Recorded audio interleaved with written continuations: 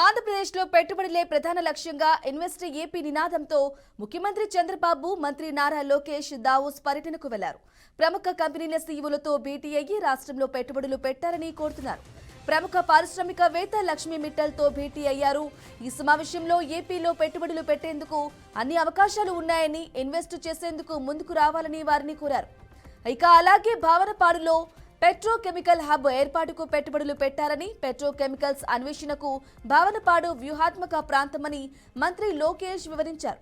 అంతేకాక ఏపీలో solar cell తయారీ ప్లాంట్ ఏర్పాటును పరిశీలించాలని కోరారు. అయితే ఈ సమావేశంపై సీఎం చంద్రబాబు ట్విట్టర్ వేదికగా కీలక విషయాలు వెల్లడించారు.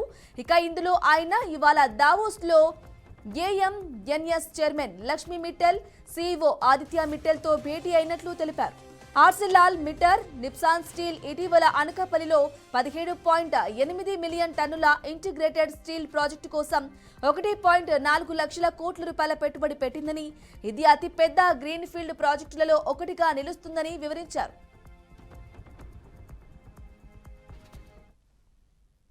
దశాబ్దాలైనా మీ మనసు ఎప్పుడు ఆంధ్ర వైపు ఉంటుంది. 2019 నుంచి 24 వరకు రాష్ట్రం దారి తప్పిందే, మన అనేక ఇబ్బందులు ఎదుర్కొంటున్నాం, మన పరువు పోతుందని చాలా మంది నన్ను కలిశారు, నాతో మాట్లాడారు, నాకు వాట్సాప్ లో మెసేజ్ పెట్టారు. వాళ్ళందరూ ఒకటి చెప్పారు, కలిసిగట్టుగా పోరాడితేనే ఆ సైకోని మనం తరిమి కొట్టొచ్చని. అది చేసి చూపించాం, కలిసిగట్టుగా సాధించాం. 93% కాదు రాము, 94% సీట్లు మనం గెలిచాం. అది మనందరి కృషి.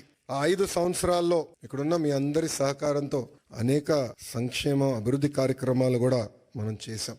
అమరావతి ఉద్యమం కానివ్వండి, దాని తర్వాత ఇప్పుడు చూపించినట్లు యుక్రెయిన్ లో తెలుగులు ఇరుక్కుంటే వాళ్ళని తిరిగి భారతదేశానికి తీసుకొచ్చి బాధ్యత తీసుకున్నాం. అంతేకాకుండా మన రాష్ట్రంలో ఉన్న తెలుగులకి ఎడ్యుకేషన్ లో కానివ్వండి, హెల్త్ కేర్ లో కానివ్వండి ఉద్యోగాలు ఉన్నాయి, మీరు ట్రైన్ చేయండి అని చెప్పి పార్టీ ఆఫీస్ లో ఎంపవర్మెంట్ సెంటర్ ఏర్పాటు చేసి కార్యకర్తలు వాళ్ళ పిల్లలకి ట్రైనింగ్ ఇచ్చి ఇతర దేశాలు కూడా పంపించిన వ్యక్తులు మీరు.